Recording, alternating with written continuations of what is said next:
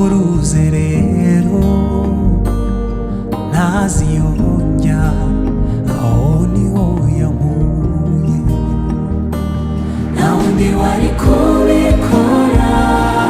ni Yesu nta wundi wari kubikora ni Yesu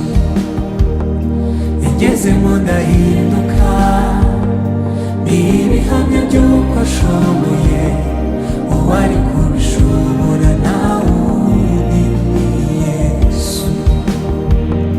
nta wundi wari kubikora ni Yesu nta wundi wari kubikora ni Yesu yagezemo ndahinduka ibihamya by'uko ashoboye uwari kubishobora nta wundi ni Yesu yagezemo ndahinduka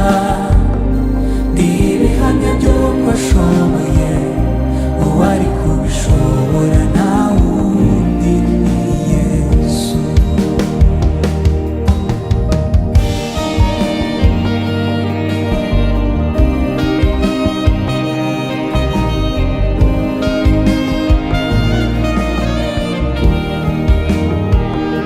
hirya iyo navuye hahoraga amajwi menshi yambwiraga yuko ntazabura kurimbuka kugeza umunsi nahuriye na Yesu kureba umusaraba we gusa ndaruhuka ndi mu nzira sinzasubira inyuma ndashaka ibiruta ibi kuba byiza nta wundi wari kubikora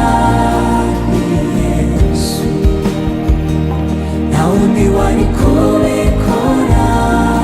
ni Yesu